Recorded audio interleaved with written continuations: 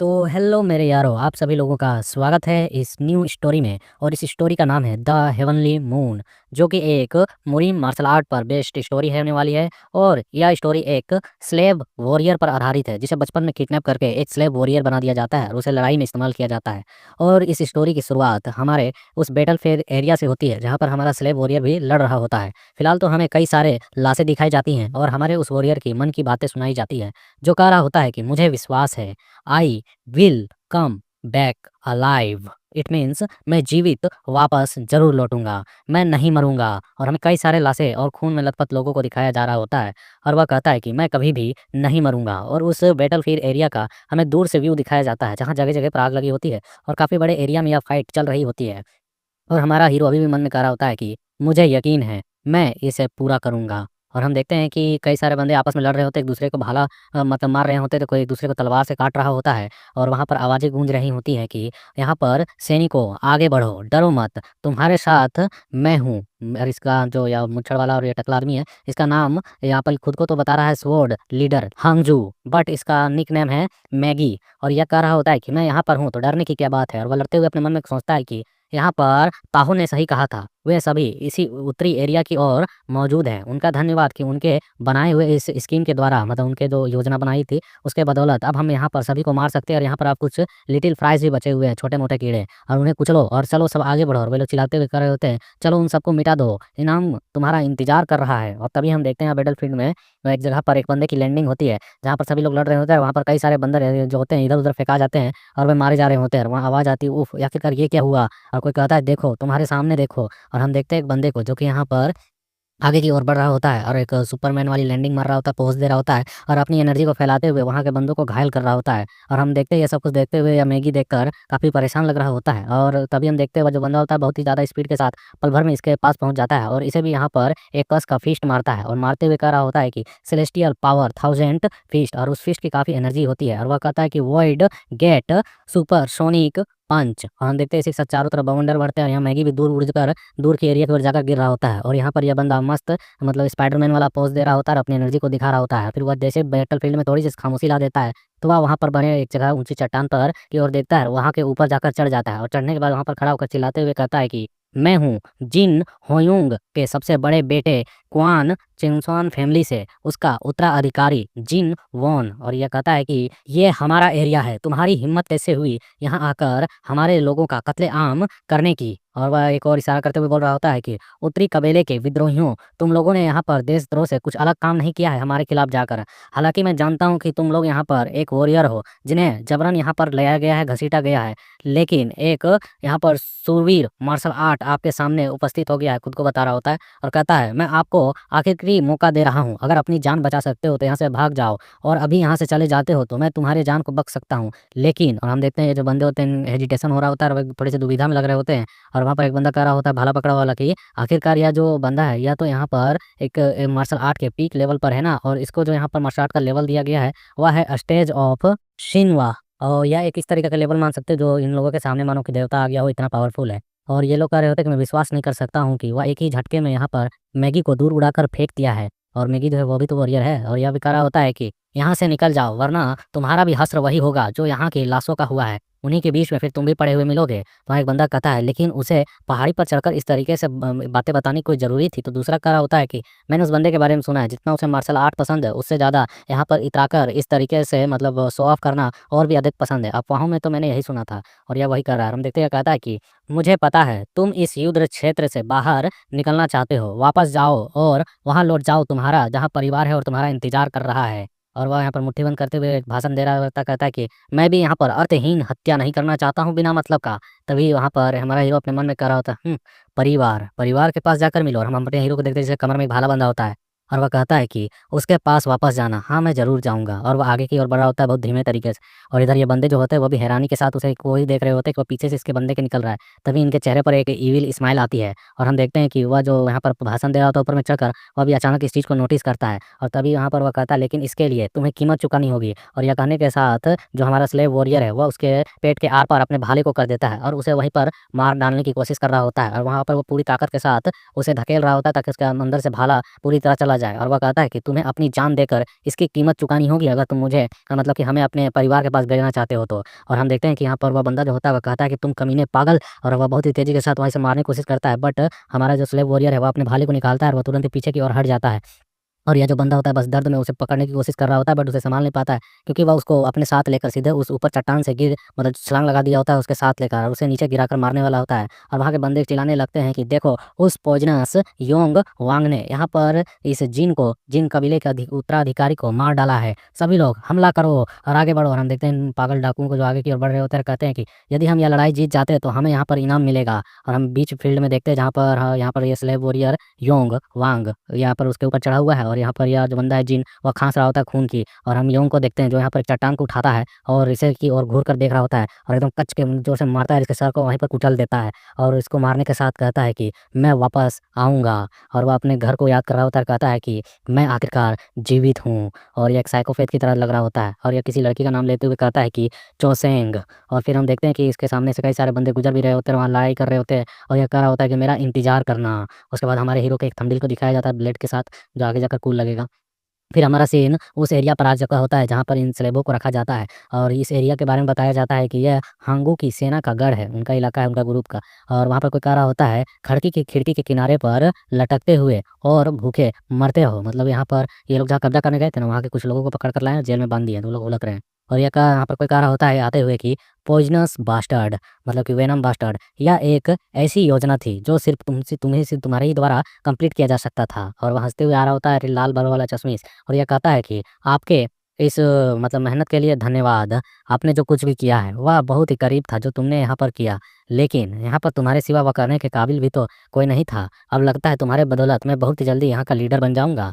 और हम इसके बारे में बताया जाता है, यह इस हांगू कबीले का स्टाफ हेड है और यह यहाँ का लीडर अब बनना चाहता है, मेन मेंबर। और तभी हम देखते हैं यहाँ पर हमारा जो ये पॉइजनस योंग है वह बैठा हुआ होता है, और वह कह रहा होता है मेरा इनाम कहाँ है। हम देखते हैं सुनकर वह कहता है इनाम मैं तुम्हें दूंगा, मैं आज सभी सैनिकों को यहाँ पर दावत देता हूँ ताकि वह एक सम्राट की तरह आसानी से, आराम से, शौक से खाना खा सके।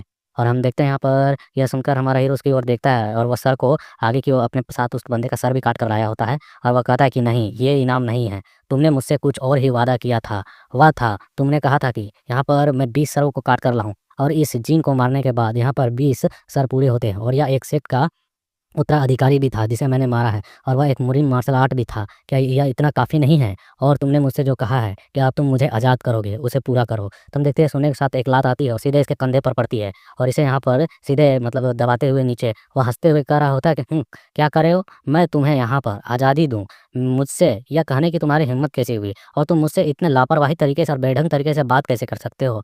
तुम यहाँ पर एक सिर्फ़ स्लेव वॉरियर हो, तुम्हें कई साल पहले ही बेच दिया गया था, और अब तुम मुझसे यहाँ पर अपनी आज़ादी माँग रहे हो। तुम्हारे जैसे स्लेव वॉरियर की आज़ादी है, वहाँ बाकी बंदे भी हैरान होकर देख रहे होते हैं, और कहा जा रहा होता है कि तुम्हारे जैसे बंदे का सिर्फ आज़ादी बैटल फील्ड में मौत को प्राप्त करने के बाद ही मिलती है। तो हम देखते हैं यहाँ पर इसे दर्द फील हो रहा था, क्योंकि वह बंदा अपने ओहरे के साथ अपने पैर पर इस पर और भी ज़्यादा प्रेशर डाल रहा होता है, और कहता है कि तुम यह जो कुछ भी कर पाए हो ऐसा इसलिए हुआ है क्योंकि तुम यहाँ पर उस करने को मतलब उस चीज़ को करने के लिए सक्षम नहीं थे, बल्कि बस तुम थोड़े से सूटेबल थे, और सारी चीज़ें मेरी द्वारा बनाई हुई एक योजना थी जिसके बदौलत तुमने अचानक हमला किया और उसे हरा पाए हो। तो हम देखते हैं ये सुनकर वो कह रहा होता है बकवास दाँत पीसते हुए। तो हम देखते हैं इस बंदे को जो अपनी किक के साथ उसे उठा देता है ऊपर की ओर और टाँग देता है, और कहता है कि कमीने क्या कहा तूने हरामी, देखो यहाँ पर मेरी योजनाओं के बदौलत तुम यहाँ पर उसके सर को काट कर लाए हो, और तुम मुझसे बड़ी-बड़ी बातें कर रहे हो। तुम्हारे जैसे कमीने को यहाँ पर साजिश बनाने की कोई भी आवश्यकता नहीं है, यह तुम्हारा काम नहीं है, यह मेरा काम है। और तुम्हें क्या लगता है कि तुम अपने भाग्य के साथ लड़ सकते हो? केवल तुमने यहाँ पर एक मार्शल आर्टिस्ट को हराया है इसलिए। तुम्हारे जैसा बंदा जो अपनी किस्मत का मारा है, वह कभी भी उसे हरा नहीं सकता था। बस यह सब कुछ मेरे बदौलत हुआ है। तुम बस एक कुत्ते हो और तुम्हें मेरे आदेश का पालन करना है। और हम देखते हुए अपने किक को वहाँ पर छोड़ते हुए मतलब उसे नीचे गिराते हुए कहता है कि मैं आशा करता हूँ कि तुम शहर में से समझ गए होगे, और अब नीचे रहो मेरे। और हम देखते हुए एक जोरदार किक मारता है उसके हेड पर, और सीधे उसे जमीन में उसके सर को गाड़ देता है। और हम देखते हैं वहाँ से पलटकर जाते हुए कहता है कि उस कमीने को अगली फाइट तक जेल में डाल दो। तो यह सुन वहाँ पर मैगी कह रहा होता है कि जेल में, लेकिन वहाँ पर तो काफ़ी सारे कैदी भरे हुए उस जिन बंदे के कबीले के लोगों के द्वारा। तो वो कहता है अच्छा ऐसा है, और फिर वो उसकी ओर देखता है और कहता है फिर उसे तहखाने वाले जेल में डाल दो जब तक कि वह फिर से आज्ञाकारी कुत्ता ना बन जाए। हाँ, तो यह सुनने के साथ वह कहता है ठीक है, और फिर वह हंसते हुए यहाँ से जाने लगता है और कहता है कि आज़ादी चाहिए इस बेवकूफ़ को, यदि तुम भागना चाहते हो तो भागने की कोशिश कर सकते हो आज़ादी के लिए। और हम देखते हैं चुपचाप यह सुनकर बर्दाश्त कर रहा होता है। और फिर हमें यहाँ पर उस उनके हेडक्वार्टर को दिखाया जाता है, जो इस जगह पर ये लोग रुके हुए हैं और वहाँ आग लगी हुई थी होती है और ये 1 सप्ताह बाद की कहानी है। मतलब कि उसको कैद करने के 1 सप्ताह बाद की ये घटना है। और वहाँ पर कोई कह रहा होता है कि लॉर्ड, यहाँ पर आग लग चुकी है। कौन है आखिरकार जिसने इस इमारत पर आग लगाई है? और हमारे हीरो को देखते हैं, जो एक बूढ़े व्यक्ति के लाश को लेकर, मतलब ये बूढ़ा व्यक्ति जिंदा है, बट यहाँ पर लाश की तरह दिखाया गया है, मरा हुआ, कोई रिएक्शन इसका यहाँ नहीं दिखाया गया। तो मैं लाश ही कहूँगा। वो उस बूढ़े आदमी को लेकर अपने कंधे पर आगे बढ़ रहा होता है और कहता है कि मैं यहाँ से जा रहा हूँ, तुम कुत्तों, और मैं तुम्हें छोड़ूंगा नहीं, बाद में देख लूंगा। और वह तेजी से भाग रहा होता है, तभी इस पर 3 अटैक्स आते हैं एरो के। हम देखते हैं वो तीनों अटैक सीधे इस बूढ़े आदमी के बॉडी पर लगते हैं और हम देखते हैं इसके पीछे बंदे आ रहे होते हैं और कहते हैं कि योंग वांग रुक जा। और हम देखते हुए तीनों बंदे होते हैं जो इसी की तरह स्लेव वॉरियर है और वे कह रहे होते हैं कि डैम, वह यहाँ पर इमारत को आग लगाकर भाग रहा है, आखिर उसमें इतनी हिम्मत कहाँ आई? दूसरा कहता है, तुमने यहाँ पर आखिरकार जेल से खुद को छुड़वाया कैसे? तो हम देखते हैं यहाँ पर योंग जो होता है चिल्लाते हुए कहता है, क्या तुम लोग मेरे एक साथी सैनिक के तौर पर मुझे जाने नहीं दे सकते हो? मुझे छोड़ नहीं सकते हो? यहाँ पर छोड़ दो मुझे। तो हम देखते हैं वो कहता है बुड्ढा आदमी इनमें से कि क्या मजाक कर रहे हो? अगर हमने तुम्हें पकड़ा नहीं तो हम मारे जाएंगे। हम देखते हैं ये सुनकर बस वो उनकी ओर घूर कर देखता कहता है कि डैम। तभी अचानक इसके मतलब कि राइट लेफ्ट साइड से एक बंदा अचानक से निकलता है, अपनी कुल्हाड़ी के साथ इसे काटने वाला होता है। तभी वह तेजी से उठता है और उस बूढ़े आदमी के लाश के साथ, बॉडी के साथ इसी को सीधे दे मारता है और हम देखते हैं इसके साथ टकराने के बाद वह बंदा सीधे जमीन पर धराशायी हो जाता है और यह उसे वो योंग जो होता है अपनी किक के साथ दे लात मारे जा रहा होता है और उसके मुंह पर मार रहा होता है ताकि इसे बेहोश कर सके। तभी हम देखते हैं इसके पीछे बाकी वो 3 बंदे भी आ चुके होते हैं और वो कहता है कि मर जा कमीने। और तभी हम देखते हैं कि वह जैसे बंदा अपना वेपन को चलाता है तो यहाँ पर योंग अपना पीछे हटते हुए उस बूढ़े आदमी के शरीर से वह एरो निकालता है और उस एरो के साथ उसके ऊपर सीधे हमला कर देता है और उसकी गर्दन काट देता है। तो दूसरा जो बंदा था वो अपने चाकू के साथ इसे मारने के लिए बढ़ता है, इसके कंधे पर उस चाकू को गड़ा देता है। तो यहाँ पर योंग उस बूढ़े आदमी को पकड़ता है और उसे पकड़ने के साथ एक मतलब कि एक जोरदार कट मारता है और वो भी हमें दिखाया जाता है कि उसकी गर्दन यहाँ पर कट चुकी होती है, उसी के चाकू से योंग ने इसे काटा होता है। तभी यह मोटा बंदा आगे की ओर आता है और सीधे उसे पकड़कर पेड़ पर दे मारता है और उसे टैकल कर देता है। बट हम योंग को देखते हुए तो बहुत तेजी के साथ अपने हाथ को छुड़ाता है और इसके मतलब गर्दन को मरोड़ते हुए अपने हाथ को दोबारा से इसे अंदर डाल देता है और हम देखते हैं इसको इतना ज़्यादा यहाँ पर एक चौंक लगाता है गर्दन पे कि इसकी सांस लेने में मुश्किल हो जाती है और यहीं पर यह धाराशायी हो जाता है। और योंग जो होता है यहाँ पर फिर उस दूसरे बूढ़े आदमी को यहाँ पर मारने के लिए जाता है और कई सारे घूंसे लाते मारकर सभी को ठिकाने लगा देता है और वह उस बूढ़े को मारते हुए मतलब रुक ही नहीं रहा होता है, दे मार दिए जा रहा होता है और वह बूढ़ा एकदम खांस रहा होता है, कहता है कि आप इससे अधिक समय तक नहीं जीवित रह सकते हैं, यदि आप यहाँ से भाग भी जाते हैं तो बाद में आपको तुरंत ही खोज लिया जाएगा। आखिरकार तुम ये सब कुछ क्यों कर रहे हो? तो क्या तुम अपने परिवार के पास जाना चाहते हो? कौन सा तुम्हारा परिवार है? तुम्हें ये सब कुछ अब भूल जाना चाहिए। मुझे यकीन है कि वे सब मर चुके होंगे, तुम्हारे फैमिली मेंबर। तो फिर हम यहाँ योंग को देखते हैं जो उसकी बातों को नहीं सुनता है और उठकर उन सभी को ढेर लगाने के बाद आगे की ओर बढ़ते हुए जाते हुए कह रहा था, मुझे माफ़ कर देना बूढ़ा आदमी, आपकी बदौलत मैं बच सका हूँ, लेकिन मैं एकमात्र जीवित हूँ यहाँ पर। क्योंकि उस बूढ़े को बोल रहा था जिसको ढोकर लाया होता है ना अपने बॉडी के ऊपर से लाश के तौर पर यूज़ करने के लिए उसको। और हालांकि वो जिंदा है और वो एक खतरनाक वॉरियर है, अभी जगह नहीं है। और फिर हमें 15 साल पहले के एक सीन को दिखाया जाता है जहाँ पर यहाँ पर ये योंग जो होता है जो बच्चा था और उसके अपने फादर के साथ खेती करता था और वहाँ पर बैठा हुआ था और वो अपने हाथों से कुछ चीज़ों को डोल को बना रहा होता है। तभी उसके फादर कहते हैं कि तुम क्या कर रहे हो बच्चे? क्या तुम्हें यहाँ पर उबलते हुए चावल नहीं खाने हैं? यह सुन यूँ कहता है, 1 मिनट फादर, बस थोड़ी देर, यह मैं बस कर चुका हूँ, यह थोड़ा सा बचा है। यह सुन उसके फादर कहते हैं कि देखो इसको, इसका बाप यहाँ पर परिवार का पेट पालने के लिए कितना संघर्ष कर रहा है और यह यहाँ मज़े से बैठा हुआ है, यह ना कि थोड़ी मदद करे। और हम देखते हैं तभी यहाँ पर योंग तक एक आवाज़ आती है कि ओप्पा। और हम देखते हैं एक लड़की को जो दूर से हैंड हिलाते हुए कर रही होती है कि ओप्पा मैं हूँ। और हम देखते हुए इसके सामने आती है तो यह उसको कहता है कि चोसेंग। तो वह चोसेंग होती हुआ कहती है कि क्या आपने यहाँ पर बारी से मूली निकाल ली है जितनी निकालनी थी? तो हम देखते हैं यहाँ पर यह यूँ कह रहा होता है कि वह सब कुछ छोड़ो, मैंने उससे भी अधिक कुछ किया है। तो उसका बाप बोल रहा था, क्या तूने किया रे? इसका कहने का मतलब क्या है कि तूने क्या अधिक उससे काम किया है? तो हम देखते हैं यहाँ पर वह लड़की कहती है कि क्या आप क्या कर रहे हैं, आपने आखिरकार ऐसा क्या किया है? तो उस डॉल को दिखा रहा होता है जो उसने घास फूस से बनाई होती है और वह कह रहा होता है, तुम्हारे 5वें जन्मदिन की शुभकामनाएं चोसेंग, और आपको या ओपा ने बड़ी मेहनत से बनाकर दिया है, कई दिनों तक इसे मुझे बनाने के लिए मेहनत करना पड़ा है। यह सुन उसका बाप कह रहा होता है अपनी बीवी से कि आपको देखकर क्या लगता है कि यह जो बेवकूफ़ है वह किसकी ओर पर गया है? यह मूर्ख बच्चा किसकी तरफ गया है? यह मेरी तरफ तो नहीं, यह तुम्हारे जैसा लगता है। और हम तभी देखते हैं कि यहाँ पर वह कर रहा होता है यूँ, क्या ये अजीब लग रहा है? तो हम देखते हैं वो लड़की कहती है कि कोई बात नहीं, हालाँकि ओप्पा यह इतना ज़्यादा कुछ ख़ास नहीं है मेरे लिए, इतना कुछ ख़ास नहीं बना है, लेकिन मैं इसे सँजो कर रखूँगी, हालाँकि यह एक बदसूरत सा दिखता है। और हम देखते हैं यासून वो लड़की यहाँ पर उसे थैंक्स कहती है और हालाँकि इसकी स्माइल जो है मुझे फ़ेक लग रही होती है कि इसके मन में काफ़ी कुछ चल रहा है। और हम तभी देखते हैं इसके फादर को जो कह रहा होता है कि चलो, चलो यहाँ पर वापस आओ। तभी हम देखते हैं वहाँ पर आवाज़ आती है कि नहीं, हम लोग जा रहे हैं लुका-छुपी खेलने। और वहाँ पर कह रहा होता है योंग कि ठीक है तुम छुप जाओ, मैं तुम्हें खोजूँगा। तो वो कहती है ठीक है ओप्पा, मैं छिपने जा रही हूँ।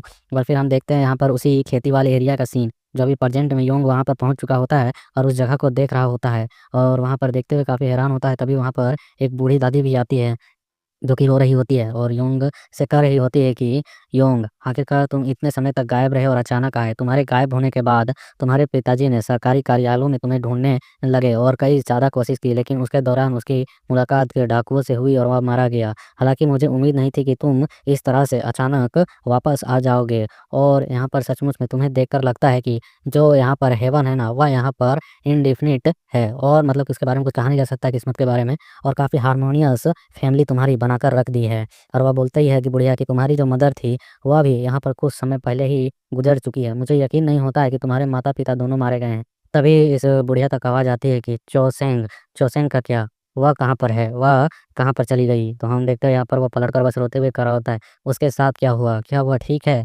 उसके बाद हमारा सीन सीधे एक किला की एरिया की ओर जाता है, जिसे मोछन किला कहा जाता है, और हम देखते हैं वहाँ पर मार्केट लगी हुई होती है, और कोई लोग कह रहे होते हैं, "ओए वहाँ पर देखो, मुझे लगता है कि यहाँ पर जल्द ही एक पार्टी होने वाली है जिसमें वह सुंदरियाँ भी भाग लेंगी।" तो हम देखते हैं कोई कहता है इसका मतलब है कि वहाँ पर मयोंग वॉल भी शो में आएगी, वो भी शो दिखाएगी। मैंने सुना है कि वह बहुत ही ज़्यादा सुंदर है। और हम देखते हैं यहाँ पर हमारे स्लेव वॉरियर योंग को, जो इधर-उधर मार्केट में घूम रहा होता है। कोई कह रहा होता है कि आओ, आओ और इसे लेकर जाओ, यह लोहे वाला बर्तन है, हथौड़े से भी नहीं टूटेगा। कोई कह रहा होता है कि चमड़े का सूट है, बहुत ही मजबूत है, फाइट के लिए काफ़ी मस्त है। कोई कह रहा होता है यह सूखी पीली कोरवी खरीदो। कोई कह रहा होता है मछली ले लो मछली। कोई कह रहा होता है कि ओए इधर मत गिरो, उधर जाके गिरो, उस बूढ़े को बयाने मत दो, पकड़ो उसे। तभी को यहाँ पर आवाज़ आती है कि चौसेंग, वह जो तुम्हारे पिता की मृत्यु के बाद ही अकेली हो चुकी थी, तो उस समय वहाँ पर सरकारी ऑफ़िसर से कुछ कार्यालय से लोग आए और उसे अपने साथ लेकर गए। और हम यूँ को देखते हैं जो वहाँ पर पता करने के लिए गया होता है सरकारी कार्यालय में, तो वहाँ से धकेल कर हटाया जा रहा होता है। वहाँ बुढ़िया की आवाज़ आ रही होती है कि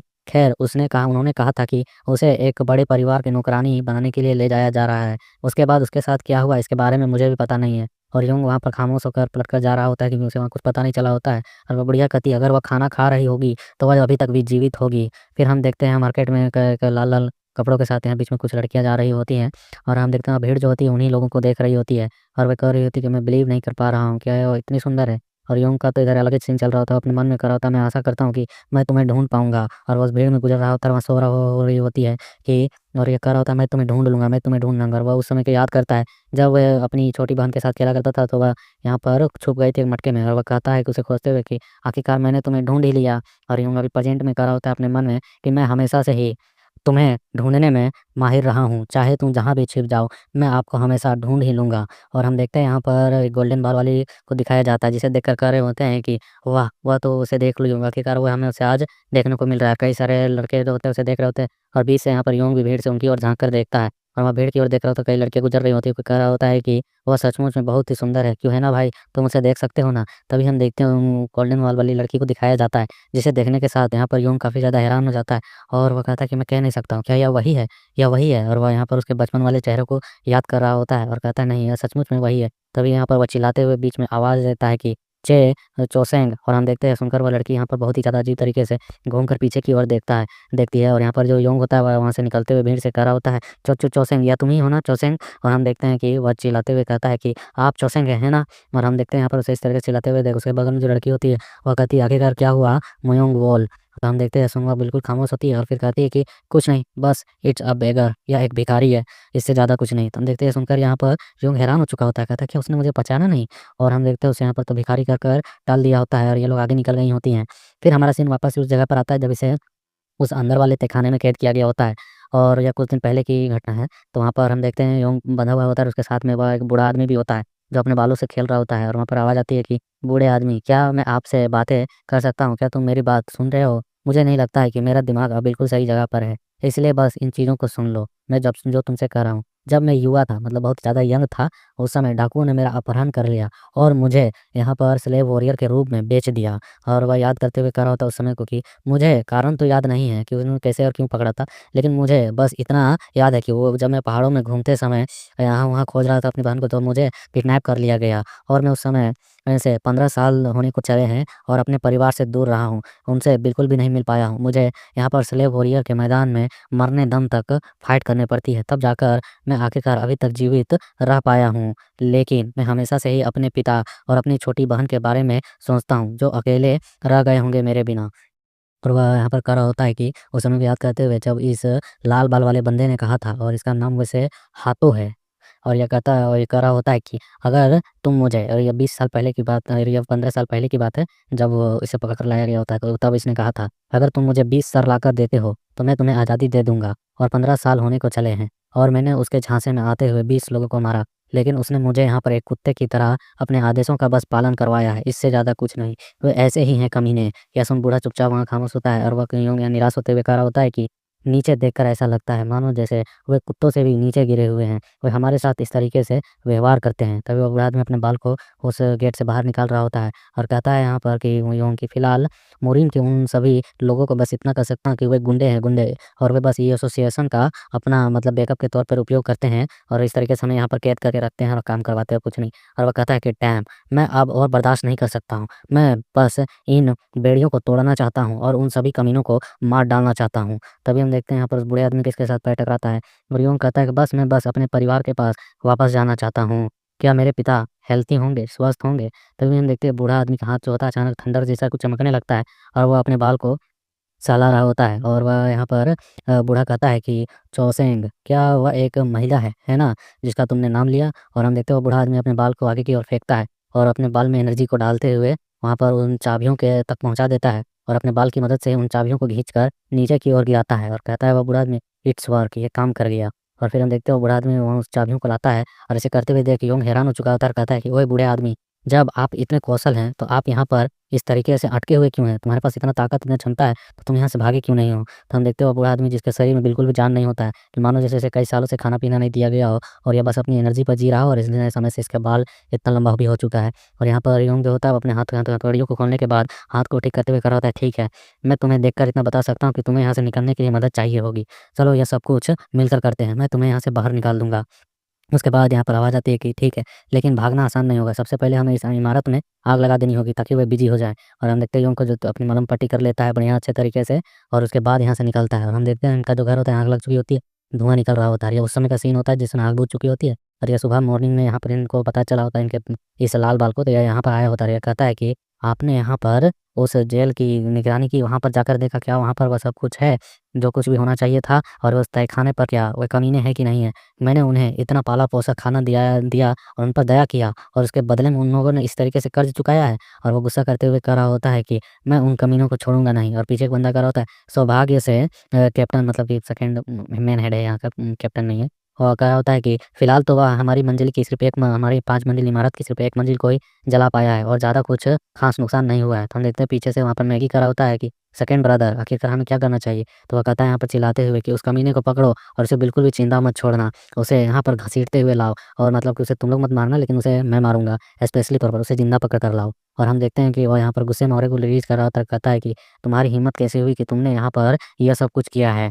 तुम्हें यहाँ पर हज़ारों बार मतलब कि चीर-फाड़ कर मारा जाए, तो भी ये चीज़ पर्याप्त नहीं होगी जो तुमने किया है। और तभी फिर हमारा सीन यहाँ पर शिफ्ट हो जाता है और हमें वापस उस किले का सीन दिखाया जाता है।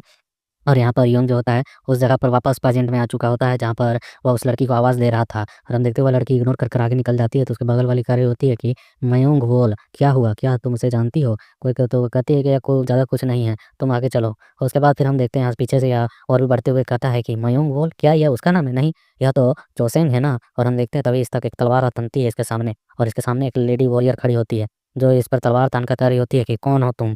और हम देखते हैं सुनकर यहाँ पर योंग कहता है कि रास्ते से हट जाओ, मुझे मत रोको यहाँ पर, वह चौसेंग है या मैं हूँ चौसेंग, चौसेंग मैं हूँ योंग वांग। और यह आवाज़ दे रहा होता है बट वो लड़की नहीं सुन रही होती है। और फिर यहाँ लेडी वॉरियर अपने बंदूक को इसके पास छोड़कर जाते हुए कहती है कि तुम यहाँ पर केवल इस जगह पर शांति भंग करने का काम कर रहे हो पब्लिक एरिया में। गार्ड्स, इसे जाओ, इसे पकड़कर यहाँ पर एक अच्छा सबक सिखाओ और इसका ध्यान रखो, मतलब कि एक अच्छा खासा कुटाई दो। उसके बाद हम देखते हैं यहाँ पर भीड़ में से एक बंदा भी इसे छिप कर देख रहा होता है और योंग वहाँ तो चिल्लाते रह जाता है कि मुझे छोड़ दो, मुझे छोड़ दो, वह चौसेंग है। और फिर हमें दिखाया जाता है इसे पकड़कर खोपचे में ला दिया गया होता है और ये गार्ड इसे खोपचे में लाकर कह रहे होते हैं, मैंने पहले कभी किसी को इतना ज़्यादा एरोगेंट होते हुए नहीं देखा है। दूसरा कह रहा होता है, आखिरकार तुम यहाँ पर क्या एक आवारा हो जो तुम्हारी हुलिया देखकर लग रही है? तीसरा कह रहा होता है, मुझे लगता है कि वह एक बाहरी व्यक्ति यहाँ पहली बार आया हुआ है या हमारे यहाँ के गार्ड्स के बारे में बिल्कुल भी नहीं जानता है, इसलिए वह इस तरीके से यहाँ पर हरकत किया है। फिर एक गार्ड कहता है कि क्या इस बात से परेशानी है कि जो वह लड़की है तुम्हें नहीं पहचानती है और उसने तुम्हें भिखारी कह दिया, इसलिए तुम यहाँ परेशानी खड़ा कर रहे हो? यह सुन वह उनकी ओर हैरानी की ओर देखता है और वहाँ पर वह गार्ड कह रहे थे, खैर वह बहुत ही टॉप लेवल की सुंदरी है। उसकी जो टैलेंट है ना वह भी काफ़ी अच्छी है। कई अमीर लोग उससे हमेशा मिलने के लिए आते रहते हैं। तो हम देखते हैं गार्ड शर्माते हुए कह रहा होता है कि मेरे भी ऐसे काश पैसे होते हैं तो मैं भी उस मयूंग के साथ बैठकर ड्रिंक करता 2-4 और बहुत अच्छी-अच्छी मीठी-मीठी बातें कर पाता। दूसरा कह रहा होता है मयंक वॉल को देखने से ही मेरा जो दिन है ना वह मस्त हो जाता है और बस इतने से ही खुश हूँ मैं। लेकिन तभी हम देखते हैं उस बंदे पर एक आकर जोरदार पंच लगता है और दूसरे बंदे पर भी पंच लगता है, क्योंकि भाई ये लोग तो उसके छोटी बहन के बारे में ऐसा कर रहे हैं। तो हम देखते हैं यहाँ पर ये जो गार्ड होता है वह कहता है कि तुम्हारी हिम्मत कैसी हुई ये करने की? दूसरा गार्ड कह रहा होता है कमीने हम तुम्हें यहाँ पर सिर्फ धमकाकर छोड़ने वाले थे, तुम्हारी हिम्मत कैसी हुई एक्ट करने की? तो हम देखते हैं यूँ कह रहा होता है कि तुमने यहाँ पर जो अपने गंदे मुँह के साथ जो चौसेन के बारे में कहा है, उसके बारे में मैं बिल्कुल भी यहाँ इग्नोर नहीं कर सकता हूँ। तो हम देखते हैं सुनकर हुए गार्ड आगे तलवार लेकर बढ़ते हुए कहते हैं, पकड़ लो, यह जीवित नहीं बचना चाहिए। और हम देखते हुए गार्ड सीधे तलवार का अटैक करते हैं, बट यहाँ पर तो यह एक स्लेव वॉरियर है, पहले लड़ाई का एक्सपीरियंस है, तो ये आसानी से इन गार्ड से बचते हुए उन्हें कूट रहा होता है। और उन्हें मार खाते हुए एक अंधेरे में छुपा हुआ बंदा फिर से देख रहा होता है और वह कहता है वह उनके खिलाफ काफ़ी ज़्यादा कौशल है, स्किल है उसके पास बहुत अच्छा है उनके खिलाफ लड़ने का। वो अकेले ही कई लोगों के साथ लड़ सकता है। लेकिन वह बिल्कुल भी यहाँ पर लड़ते वक़्त डर भी नहीं रहा है और हम देखते हैं यहाँ पर इसे एसोरी गार्ड्स ने पकड़ लिया होता है और बंस कर लिया होता है और इसे खींचकर एक जोरदार तमाचा मारते हैं और इसके ऊपर अपने किक्स को बरसाना चालू कर देते हैं और कहते हैं कि इस कमीने को छोड़ो मत, यह बहुत ही ज़्यादा बदतमीज़ भिखारी है। आखिरकार एक जैसे भिखारी को ऐसे करने की हिम्मत कैसे हुई? और हम देखते हुए कह रहे होते हैं कि मैं तुम्हें आज यहाँ पर अपंग कर दूँगा, मतलब लंगड़ा करके छोड़ूँगा। और वही से मार रहे होते तभी एक अचानक बॉल आकर यहाँ पर टप्पा खाता है और यहाँ पर ज़ोरदार धमाका होता है। और उस धमाके की गंध की वजह से वे गार्ड चिल्लाने लगते हैं और कहते हैं ये क्या है? मुझे खाँसी हो रही है, मेरे यहाँ पर आँखों में कुछ मसाले चले गए हैं, ऐसा लग रहा है। और हम देखते हैं यहाँ पर यूँ को भी दिक्कत हो रहा होता है। तभी वह जो चोगे वाला बंदा होता है वह आता है और इसके मुँह के सामने एक मास्क देते हुए कहता है कि इससे अपना मुँह ढक लो और मेरे पीछे चलो। और हम देखते हैं कि ये दोनों यहाँ से निकल चुके होते हैं और साइड एरिया में इसे ले आया गया होता है जहाँ पर यह एक नदी किनारे मतलब अपने घुटने के बल वहाँ पर पानी से अपने मुँह को धो रहा होता है। और यह जो बंदा इसे लेकर आया होता है वह कह रहा होता है अपना चेहरा तालाब में डुबा दो। और फिर वह कहता है कि अपने हाथ से मत पोंछो यार, वह यहाँ पर मसालेदार मतलब मिर्ची से बना हुआ है, वह तुम्हें यहाँ पर और भी ज़्यादा जलन देगा। और तुम्हें देखकर ऐसा लगता है कि वही हम देखते हैं पलटकर देखता है और कहता है कि आखिरकार तुम कौन हो? ये सुनकर वह बच्चा जो होता है वह हँसता है और कहता है कि क्या तुम मेरा नाम जानना चाहते हो? मेरा नाम मंजी है और वैसे यह एक अच्छा इंसान हूँ मैं, इसलिए मैंने तुम्हें यहाँ पर अभी-अभी पीट-पीट कर मार डालने से बचाया है तुम्हें। तो क्या तुम्हें नहीं लगता तुम्हें मुझे थैंक्स कहना चाहिए? यह सुनकर यूँ कहता है कि हाँ, हाँ, थैंक्स। और ये सुन वो कहता है ओह! यह बुरा नहीं है, तुमने एक ही बार में ये कहा। तो फिर तुम यहाँ पर कोई बदमाश तो नहीं लगते, तो फिर तुम उनसे पिट क्यों रहे थे? यह सुन योंग अपने ख़्यालों में खोते हुए कह रहा होता है कि मुझे यकीन है कि वह चौसेंग थी और वह कह रहा होता है बड़बड़ाते हुए कि कुछ तो अजीब है, लेकिन आखिरकार क्यों? आखिरकार वह मुझे पहचान क्यों नहीं पा रही है? मुझे एक बार फिर से चौसेंग से मिलना होगा और उससे बात करनी होगी। तभी हम देखते हैं यह बच्चा कह रहा होता है कि यदि आप वहाँ पर जाना चाहते हैं जहाँ पर वो लड़कियाँ रहती हैं, तो मैं आपकी मदद कर सकता हूँ। और मुझे नहीं हालाँकि लड़कियों में कोई दिलचस्प है, लेकिन मैं वहाँ तक पहुँचने का एक मतलब गुप्त रास्ता जानता हूँ जिससे वहाँ तक पहुँचा जा सकता है। और क्या तुम उन महिलाओं में दिलचस्पी रखते हो? क्या तुम उनसे मिलकर कुछ बातें करना चाहते हो? तो हम देखते हैं यंग उसकी ओर देखता है खामोशी से और कुछ नहीं कहता है। उसके बाद हमारा सीन सीधे उस नाइट एरिया में पहुँच जाता है जहाँ पर ये लड़कियाँ रहती हैं और यहाँ रात में ये लोग आए हुए होते हैं। और फिर हम चौसेंग को देख पाते हैं जो कि अपने रूम की खिड़की पर बैठी हुई होती है और ये लोग लगा होता है कि नहा के निकली हैं और यह मस्त अपने बिकनी-विकनी गिरा के इन कपड़ों को मालूम नहीं, यह बहन पहनकर बैठकर हुक्का पी रही होती है और इसके बगल में यह लड़की आते हुए कहती है कि आपने आज बहुत ही अच्छा काम किया है। यह सुन यहाँ पर चौसेंग भी कह रही होती है कि हाँ, तुमने भी आज बहुत ही जल्दी और सब कुछ अच्छे तरीके से किया है। यह सुन वह लड़की कहती है सुना कि मैं कल सुबह किराने के स्टोर में जाकर कुछ रेशम के कपड़े खरीदने वाली हूँ। तो यह सुनकर यहाँ चौसिंग कर रही होती है कि हाँ, मतलब हँस रही होती है। वो लड़की अभी भी कह रही होती है कि मैं वहाँ पर दिन में गई थी और वहाँ पर काफ़ी सुंदर कपड़े भी देखे हैं। क्या कल आप मेरे साथ जाना चाहेंगी? तो यह सुन चौसिंग कहती है नहीं, नहीं, कल मैं छुट्टी लूँगी। तो हम देखते हैं सुन यहाँ सुनर कहती है कि आखिरकार मयोंगबोल मैं तुमसे कुछ पूछना चाहता हूँ। दिन में जो वह भिखारी मिला था, क्या वह तुम्हें जानता है? वो तो तुम्हारा निकनेम भी जानता था, मतलब पुराना वाला नाम भी। तो लड़की कहती है नहीं वह तो बस एक आवारा था। तो वह फिर से कहती है सुनर कि तुम मुझसे झूठ नहीं बोल सकती हो, वह तुम्हारा उपनाम कैसे जानता है निकनेम? वह तो यहाँ पर बहुत ही ज़्यादा रेयर है, उसके बारे में तो बहुत ही कम लोगों को ही पता है। आखिरकार वह तुम्हारे चेहरे को देखकर ऐसा लग रहा था उस समय कि तुम मानो जैसे उसे जानती हो। मुझे बताओ, मैं ये जानने के लिए काफ़ी एक्साइटेड हूँ। और वह उससे करीब जा रही होती है और हम देखते हैं यहाँ पर वैसे मुझे पता नहीं चल पा रहा है भाई कि ये भाई-बहन का रिश्ता किस तरीके का है। और हालाँकि यहाँ पर बता दूँ कि चाइनीज़ों का एक ओप्पा अलग ही लेवल का ओप्पा होता है। भाई मतलब एक अलग ही ब्रो टाइप में कुछ होता है और ये बचपन के दोस्त भी हो सकते हैं, पता नहीं मुझे यहाँ पे क्लियरिटी अभी तक नहीं हुई है। हालाँकि ये जो लड़की होती है वह कह रही होती है कि वह शायद मेरा भाई होगा, मुझे ऐसा ही लगता है, तभी वह मुझे मेरे नाम से जानता था। तो यह सुनकर यह लड़की हैरान होते हुए कहती है कि कमाल है, वो आपका बड़ा भाई, आपका ओपा था और आपने उसे देखा लेकिन नज़रअंदाज कर दिया। आखिरकार सालों बाद वह आपको यहाँ पर देख रहा होगा, तो आपको देखकर तो उसे खुश होना चाहिए था। यह सुन वो कहती है कि नहीं, मैं उसे देखकर खुश होना नहीं चाहती। और वह उसे कहती है एकदम अजीब-सा चेहरा बनाते हुए कि आज जानते हैं कि मैं अब किस तरीके से रह रही हूँ। मैं हर दिन मरने के बराबर जीती आई हुई हूँ, लेकिन अब जाकर मेरी स्थिति पहले से पहले सुधरी है। मेरे साथ पहले कुत्ते जैसा व्यवहार कि मतलब किया जाता था और उस तरीके से रखा जाता था, लेकिन अब वह मेरे साथ नहीं होता है। अब मैं बहुत ही अच्छे तरीके से यहाँ पर रहती हूँ, मुझे खाना भी मिलता है और सबसे अच्छी बात, अब मैं एक अच्छी परिवार की लड़की के तौर पर सबके सामने जानी जाती हूँ। और यहाँ पर ये जो होती है, वह और भी चीज़ें बता रही होती है कि हालाँकि वह जो मेरा पिछड़ा हुआ, जो भी गायब हुआ भाई था, वह मुझे उस समय छोड़ गया जब उसकी मुझे ज़रूरत थी और मेरे पास एक बुरे भाई के रूप में ही बस मेरे मेमोरीज़ में बसा हुआ है। उसने हमें अकेला छोड़ दिया और वो वहाँ से भाग गया। मुझे नहीं लगता है कि अब मुझे उससे मिलना चाहिए। और हम देखते हैं ये सारी बातें उसकी जो होती हैं, यहाँ पर नीचे योंग खड़े होकर सुन रहा होता है कि वह जो है कह रही है किसी साफ तौर पर कि वह मेरा कोई भाई नहीं है। वह एक इविल पर्सन है जो हमें ज़रूरत समय पर छोड़कर गायब हो गया, जिसकी वजह से हमारी फैमिली भी बिखर गई। और हम देखते हैं यहाँ पर इन सभी चीज़ों को सुनकर यहाँ पर योंग काफ़ी ज़्यादा हैरान हुआ होता है और यहाँ पर जो चोसेंग है उसकी आवाज़ आ रही होती है कि उस समय तो मेरी यह स्थिति थी कि मेरी तमन्ना थी कि काश मैं मर गई होती। लेकिन अब वह ऐसा स्थिति नहीं है और ना ही मैं वापस उस जैसे नर्क में जाना चाहती हूँ। मैं इतना सफल हो चुकी हूँ कि कोई भी मुझे नीची नज़र से भी देख नहीं सकता है। लेकिन अब वह भिखारी यहाँ पर अचानक से मेरे सामने आ गया है और इससे मुझे किसी भी तरीके का कोई भी फ़ायदा नहीं होगा उससे मिलने से और वापस मतलब अपनी पहचान या रिश्ता बनाने से। ये सुनकर कहती है कि मयोंग, आखिरकार तुम चाहती क्या हो? सही तरीके से बताओ। और वह उसके करीब चाहते हुए कह रही होती है कि मैं नहीं जानती कि परिवार होना कैसा महसूस होता है, क्योंकि मैं एक अनाथ हूँ। लेकिन जब भी मैं आपको इस तरीके के अपनी कहानियों के बारे में बताते हुए सुनती हूँ, तो मैं काफ़ी ज़्यादा दुखी महसूस करती हूँ आपके लिए। और हम देखते हैं यह उसे अपने एक मतलब लिपट लेती है अपने साथ और वह कहती है कि ऐसा मत कहो सुनर, अब से। और वह रोते हुए कह रही होती है लड़की की, अब मुझे कोई कठिनाई नहीं होती है जब से मैं आपसे मिली हूँ। आप हमेशा से ही मेरे साथ रहे हैं, तब से मुझे एहसास होता है कि मैं अनाथ नहीं हूँ। और वो लड़की भी कह रही होती है चूसें कि हाँ, आप कभी भी मेरे रहते हुए अनाथ नहीं हैं। जब कभी भी मुसीबत थी, आप हमेशा मेरे साथ थे। और हम देखते हैं इन सभी बातों को यहाँ दूर से तो ये बंदा बस सुन ही रहा होता है और यहाँ पर आवाज़ आती है कि मेरे लिए आप सिर्फ़ ब्लड रिलेटेड फैमिली नहीं, बल्कि उससे भी बढ़कर हैं। आप लोग जो मेरे साथ हैं, वे मेरे फैमिली हैं। और हमें एक फ़ोटो दिखाया जाता है कि इनका पूरा लड़की का ग्रुप। उसके बाद फिर हम देखते हैं यहाँ पर इन सभी चीज़ों को सुनकर तो यूँ को काफ़ी झटका लगा हुआ होता है कि उसकी बहन उससे ही नहीं मिलना चाहती है। और फिर हम तभी देखते हैं कि यहाँ पर वह छोटा बच्चा आ चुका होता है, कहता है कि ओए सुनो। और वह उनकी लड़कियों को मतलब मिलन-वुलन करते हुए देखकर थोड़ा शर्मा रहा होता है और वह कहता है कि क्या तुम यहाँ पर यही सब देखने वाले हो? तो यहीं पर रुकना, मैं यहाँ पर कुछ काम करने के लिए जा रहा हूँ, मैं तुमसे यहीं पर आकर मिलूँगा। हम देखते हैं यहाँ पर जो उनको सदमे में खोया हुआ होता है, तो वह चुपचाप से वहाँ पर उस पोटली को रख देता है, कहता है कि तुम यहाँ पर मेरा इंतज़ार करना, ठीक है? और इस पोटली को सुरक्षित रखना, मैं जल्द ही यहाँ पर आऊँगा। और फिर हम तभी देखते हैं वहाँ से भागते हुए कहा होता है कि मैं वापस आऊँगा, इसलिए यहीं पर इंतज़ार करना। और यह कहकर वह बंदा यहाँ से निकल चुका होता है। फिर हमें दिखाया जाता है कि यह उन घरों के छतों ऊपर दौड़ रहा होता है और यह एक चोर है। और यह कहता है कि खैर मुझे खुशी है कि मैं उस जैसे आदमी को यहाँ पर ला पाया, वह मेरा काम आसान बना रहा है। और वह जंप लगा-लगा पर खिड़कियों पर चढ़ने की कोशिश कर रहा होता है छतों पर और वह कहता है कि इस जगह का मालिक बहुत अमीर होगा, क्योंकि यहाँ पर सुरक्षा गार्ड्स भी बहुत ही कड़ी हैं। यहाँ चोरी करना खतरे से कम नहीं है, यहाँ काफ़ी खतरनाक है चोरी करना। और वह कहता है कि कम से कम यहाँ पर परियों के पास जाकर मैं कुछ आभूषणों को तो चुरा ही सकता हूँ, ज्वेलरियों को ले सकता हूँ आसानी से।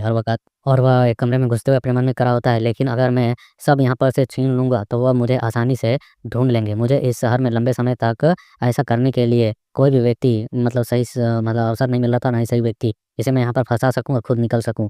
और वह कहता है तो यह समय बिल्कुल सही है और मुझे यहाँ पर इस जैसा बुद्धिहीन व्यक्ति मिला है, यह मेरी किस्मत है। और वह कहता है लेकिन संयोगवश ऐसा लगता है कि उसका टकराना मेरे लिए किस्मत चमकाने जैसा था। और वह यहाँ पर ज्वेलरियों को देख रहा होता है, उन लड़कियों के बेड के नीचे से उन कपड़ों को हटाकर भी चेक कर रहा होता है कहाँ-कहाँ रखा हुआ है। और उन चीज़ों को वो उठाते हुए कह रहा होता है कि उसका नाम योंग वांग था ना, वह एक आवारा आदमी लगता है और बिल्कुल मतलब कि उसका कोई बेस नहीं है, उसके बारे में कोई फैमिली-वैमिली है नहीं, ऐसा लगता है, तो मुझे कोई परेशानी भी नहीं होगी। क्या वह एक अपराधी जैसा नहीं दिखता है पहले से ही? और फिर वह यहाँ पर हम याद करता है उस समय को और कहता है खैर, मुझे जहाँ तक लगता है कि वह जल्द ही नहीं पकड़ा जाएगा, क्योंकि वह ताकतवर है, तो वह मुझे कुछ अच्छा खासा समय तो देगा ही चोरी करने का। और वह कहता है कि यह अवसर मेरे लिए बहुत ही अच्छा है, मुझे इसे जाना नहीं देना चाहिए। वह कमरे की ओर देखता है और वह कहता है यह मेरे लिए बहुत ही बड़ा मौका है। और वह उस कमरे के गेट को खोलता है, तो वहाँ पर हमें दिखाया जाता है टेबल पर कुछ बॉक्स को रखे हुए, जिनमें काफ़ी सारे ज्वेलरी और सिक्के और मोतियाँ रखी हुई होती है। और वह कहता है कि अच्छी तरह से मुझे इन्हें साफ़ करना है। और फिर हमारा सीन शिफ्ट हो जाता है उसी जगह पर जहाँ पर इसे लाकर उस लड़के ने रोकने को कहा था, मतलब उस खिड़की के नीचे। और यह वहीं पर बैठे-बैठे कह रहा होता है कि बड़बड़ाते हुए अपने मन में कि मैं इसे इनकार नहीं कर सकता हूँ कि जब उसे सबसे ज़्यादा मेरी ज़रूरत थी, तब मैं वहाँ पर मौजूद नहीं था। क्या मैं सचमुच में उसका फैमिली कहलाने के लायक भी हूँ? इसके अलावा और फिर हम तभी देखते हैं यहाँ पर एक आवाज़ आती है कि अब क्या हो रहा है यहाँ पर, क्या हो सकता है? या किसी ने किया? और वहाँ पर घर में अंदर में शोरगुल होने लगती है। Oh no! Oh no! कौन है? कौन है? Oh my God! यहाँ पर चोरी हो चुकी है। और ये सभी चीज़ों को हैरानी से सुन रहा था, तभी हम देखते हैं योंग के पास जो पोटली रखी हुई थी, उसमें अचानक से आग लग जाती है। और यहाँ पर कोई चिल्लाकर कह रहा था मेरा हार, और योंग उस पोटली की ओर देखता है, जो कि यहाँ पर एक ज़ोरदार धमाका करता है और एक रॉकेट निकलता है। वो कहता है कि आखिरकार ये क्या है? उसने तो मुझे यहाँ इंतज़ार करने को कहा था, तो आखिरकार इस पोटली में क्या है? कोई चिल्ला रहा होता है कि चोर, चोर। और वहाँ पर अचानक उस आतिशबाज़ी होने के कारण वहाँ पर कोई लोग कहने लगता है ये आतिशबाज़ी आखिरकार ये अचानक कहाँ से हुआ? और यह सब कुछ समझने में योंग को देरी नहीं लगती, इसलिए वह तुरंत ही तेज़ी से वहाँ भागना स्टार्ट कर देता है। और वहाँ आवाज़ आ रही होती है, क्या चल रहा है? वहाँ जंगल में वो भाग रहा है, उसे पकड़ो। और यूँ भागते हुए कह रहा होता है, क्या उस बैग में एक रॉकेट रखा हुआ था? आतिशबाज़ी आखिरकार उसने ऐसा क्यों किया? और वो भाग रहा था, तभी अचानक से पीठ पर के पीछे फ़ील हो जाता है कि उस पर एक अटैक होने वाला है। और वह पलटकर देखता है, हम देखते हैं उसी लेडी वॉरियर को, जो कि इस पर अटैक करने वाली होती है, एक स्वॉर्ड अटैक मारती है। बट यूँ उससे बस लकी बचता है और किसी तरीके से साइड होकर रुकता है। ये कहता है, ये तो काफ़ी खतरनाक था। यह देखो, लड़की कहती है कि तुम यहाँ पर क्या कर रहे हो? तुम तो वही भिखारी हो ना? और तभी हम देखते हैं यहाँ पर यूँ खड़ा होता है और उसके सामने, और वो लड़की कहती है, मैंने तुम्हें कहा था कि यहाँ से चले जाओ, लेकिन। और वह कहती है, आखिरकार मैं समझ चुकी हूँ अब चीज़ों को। असल में तुम यहाँ पर कोई भिखारी नहीं, बल्कि एक चोर हो, जो यहाँ पर चोरी करने के लिए इन सभी चीज़ों को कर रहा था। और यहाँ पर ये जो योंग होता हुआ कहता है कि क्या मैं एक चोर? नहीं, मैं चोर नहीं हूँ। तो यह सुन वो लड़की उस पर हमला करते हुए कहती है कि जो कुछ भी तुमने चुराया है, उसे जल्दी से वापस करो। और हम देखते हैं उस पर तलवार के अटैक्स किए जा रही होती है। योंग बच रहा होता है, कहता है कि चोरी का सामान कहाँ पर है? योंग बचते हुए कह रहा होता है कि चोरी का माल मुझे नहीं पता है। हम देखते हैं वो लड़की यहाँ पर उस पर मारने वाली होती है, तभी योंग एक पत्थर को उठाता है और उसे उसके तलवार को रोकता है। और वह कह रहा होता है कि मैं यह नहीं हूँ जो तुम समझ रही हो। तो यह सुनकर वह कहती है कि मुझसे झूठ मत बोलो, तुम यहाँ पर इस घटनास्थल पर पाए गए हो और अब तुम झूठ बोलने की भी हिम्मत कर रहे हो। तभी हम देखते हैं योंग को, जो कुछ झाड़ियों पर पड़े लतों को पकड़ता है और कहता है कि यदि आप मुझ पर विश्वास नहीं करेंगे, तो मैं जो कुछ भी करूँगा उससे फिर मुझे कोई फ़र्क नहीं पड़ना चाहिए। और फिर हम देखते हैं वो उन झाड़ियों पर उन लरों को खींच देता है, जिसकी वजह से इस लेडी वॉरियर के पैर फँसते हैं और वह भी सीधे ज़मीन पर धड़ाम से गिर जाती है।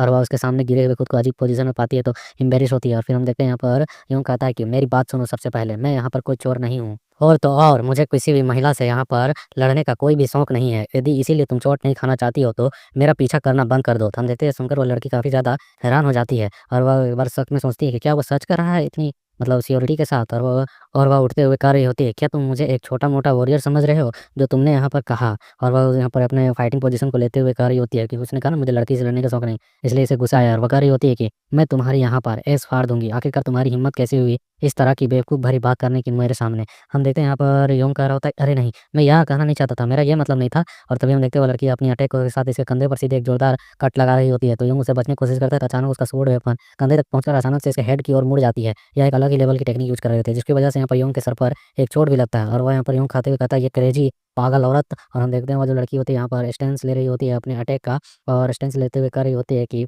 Water stream कोगवा sword art. और हम देखते हुए अपने स्वॉर्ड के साथ इसकी ओर बढ़ती है और कहती है, sword of the truth water dragon sword. और हम देखते हुए चिल्लाते हुए हमला तो कर देती है। तभी योंग कहता है कि वह सचमुच में एक एक्सपर्ट है, और हमें एक्सपर्ट के बारे में कुछ चीज़ें बताई जाती हैं कि इसका मतलब है वह शूरवीर लड़ाकों जो मार्शल आर्ट में काफ़ी ज़्यादा हायर लेवल पर मौजूद हैं। उनका मतलब है कि शूरवीर लड़ाके जो मार्शल आर्ट का उपयोग करते हुए इस तरीके के नामों का इस्तेमाल करते हैं और साथ में अपनी पावर, अपने ऑरा को भी रिलीज़ कर पाते हैं। इसके अलावा इसका अर्थ यह भी हो सकता है, कोई ऐसा व्यक्ति जो शरीर और अपनी आत्मा को ट्रेंड करता है और जो भाग्य को कंट्रोल कर पाता है, क्योंकि जिसके पास पावर है वही किस्मत को कंट्रोल कर सकता है। और वह एक अलौकिक कौशल को प्राप्त करता है, जिसके सामना दुनिया में ज़्यादातर लोग नहीं कर पाते हैं। और वे लोग, जब यहाँ पर गृह युद्ध चलता था, जो ज़माना था, वह मुरीम के लोग थे जो काफ़ी ज़्यादा शक्तिशाली थे और सत्ता के लिए एक दूसरे के ऊपर कब्जा किया करते थे। यहाँ तक कि वे विथ डुअल फाइट करते थे, वो भी हैंड के साथ। और तो कई लोग स्वॉर्ड और स्पेयर के साथ इस्तेमाल कर एक दूसरे से लड़ा करते थे, अपनी एनर्जी को रिलीज़ करते हुए। वह एक ऐसे लड़ाके थे जो केवल अकेले ही सैकड़ों सैनिकों को मिटा देने की ताकत रखते थे, और पक्षियों का एक झुंड जो एक सारस जो दसियों का सैकड़ों का सैनिकों का उखाड़ देने में सक्षम होता था। मतलब एक तरह से उनकी तारीफ की जा रही होती है कि ऐसे मार्शल आर्ट हुआ करते थे और अभी भी मौजूद हैं। बट यहाँ पर हमारा जो हीरो है, वह उन सभी चीज़ों को नहीं जानता है, ऑरा को वह अभी रिलीज़ नहीं कर सकता। वह बस एक नॉर्मल फाइट जानता है जिससे लोगों को मार सके। और वह अपने दर्द को में अपने सर को बचाते हुए कह रहा होता है कि डैम, मैं इसका मुकाबला इतनी आसानी तरीके से नहीं कर सकता हूँ। यह एक क्रेजी औरत है। और वह लड़की इस पर तो हमला करते हुए कही जा रही होती है कि वाटर स्ट्रीम और हम देखते हैं उसके स्वॉर्ड से कई सारे स्लेस मतलब कि बीम के तरीके से ऑरा अटैच किए जा रहे होते हैं और वह कर रहे होते हैं flowing fees stream sword art. और हम देखते हैं उनसे योंग बचने की कोशिश कर रहा होता है, बट इसके बावजूद उसके घुटने पर मतलब जगह-जगह पर उसे चोट लगे जा रहे होते हैं और वो उन चोटों को बर्दाश्त करते हुए कह रहा होता है कि मैं सोच नहीं सकता हूँ, क्योंकि मैंने कभी भी युद्ध क्षेत्र में कभी भी किसी महिला एक्सपर्ट को नहीं देखा है। अगर मैं इसी तरह से चलता रहा तो बिना किसी कारण अपनी जान गँवा बैठूँगा और मारा जाऊँगा। इसके अलावा यह जो लड़की यहाँ पर स्वॉर्ड आर्ट की इस्तेमाल कर रही है, मैं इसके स्वॉर्ड अटैक्स को भी नहीं देख पा रहा हूँ, उन्हें फॉलो नहीं कर पा रहा हूँ, ये इतनी तेज़ी से हमला कर रही है। तभी हम देखते हैं एक जोरदार हमला इसके गर्दन के पास आकर लगता है और यूँ पीछे की ओर मतलब कि उस जगह से बचने के लिए हटता भी है और एक एरिया की ओर जाकर गिर जाता है और वह यहाँ पर खुद को किसी तरीके से सँभालता है और अपने गर्दन पर चोट को वहाँ पर दबाता है और वह कहता है कि मुझे यहाँ से भागने की ज़रूरत है किसी भी तरीके से। और हमें दिखाया जाता है उसके गर्दन पर काफ़ी गहरा चोट लगा होता है, ज़ोर से और लगता है इसका गर्दन यहीं पर कटने वाला था। और यह कह रहा होता है कि मैं उससे यहाँ पर बिल्कुल भी हमला करके हरा नहीं सकता हूँ। हालाँकि यह जगह काफ़ी घनी है और यहाँ पर वो अपने स्वॉर्ड आर्ट का उतना अच्छे तरीके से इस्तेमाल नहीं कर सकती। मुझे उस पर एक घात लगाकर हमला करना होगा।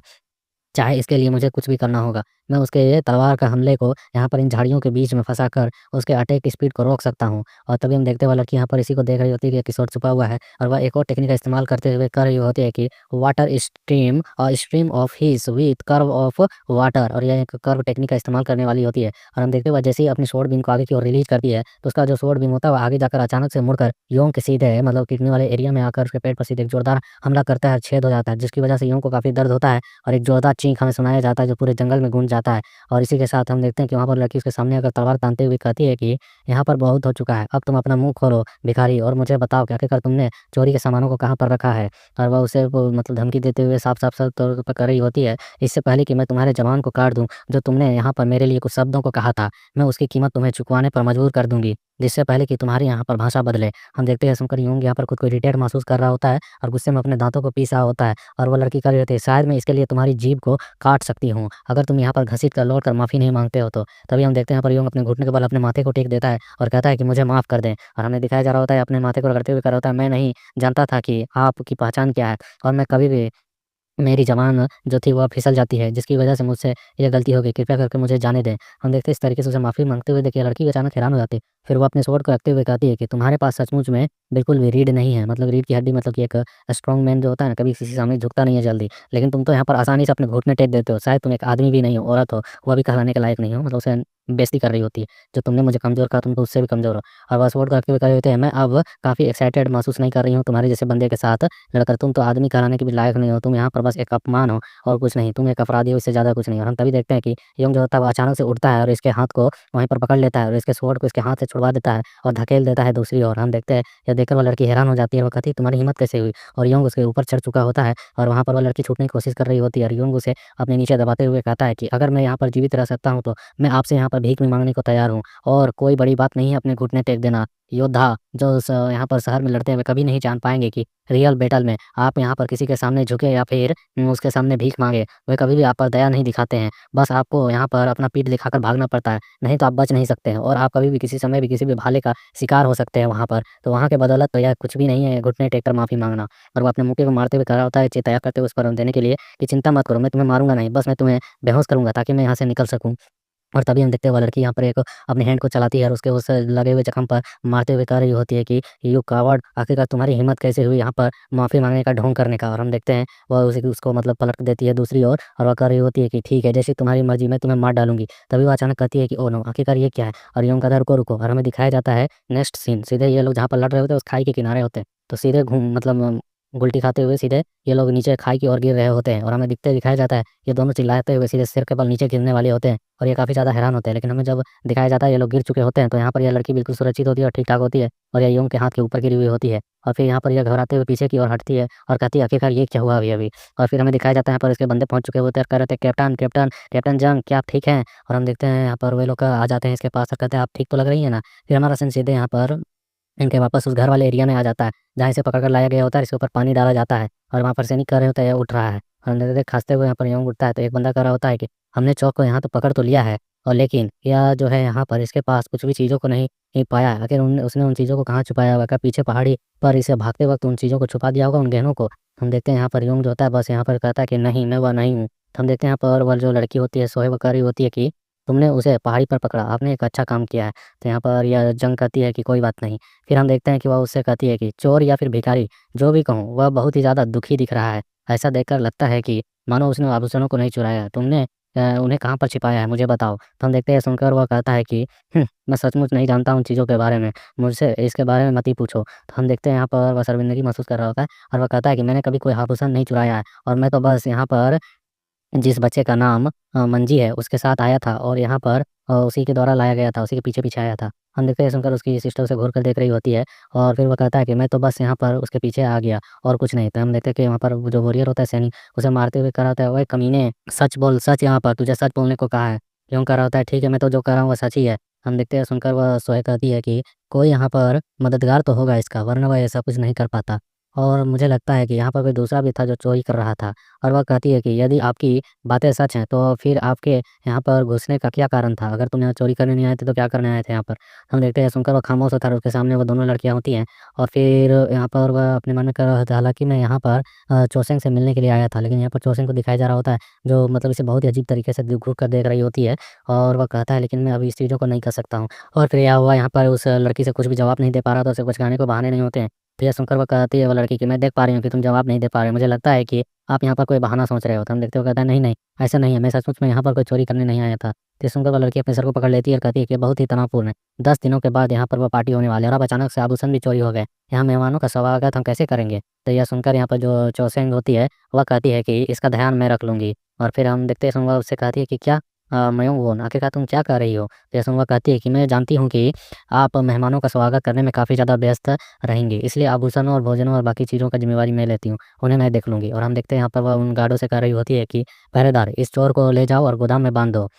और फिर वह यहाँ पर एक अजीब-सा चेहरा बनाकर उसकी ओर देखते हुए कहती है कि यदि वह भागने की कोशिश करता है या फिर झूठ बोले, तो तुम उसे यहाँ पर बिना किसी दिक्कत के उसे मार भी डाल सकते हो। और एक चोर जो अपनी स्थिति नहीं जानता है, उसके लिए ऐसी ही सज़ा होनी चाहिए और आपको इससे कोई ज़िम्मेवारी ठहराएगा नहीं कि तुमने उसे मार डाला है। और फिर हम देखते हैं यहाँ पर उसे उस रूम के अंदर ले जाया जा रहा होता है, बाँध दिया जा रहा होता है। ये सुन वहाँ लड़की कह रही होती है कि मयूंगवॉन, वह आपसे मिलने के लिए आया था, है ना? उस पर यहाँ पर चोरी होने का कोई झूठा आरोप लगाया गया है। और फिर हम देखते हैं उसे वहाँ पर कमरे में तो बांध ही गया होता है, आवाज़ आती है कि जाओ और अपने भाई से बात तो करो तुम एक बार।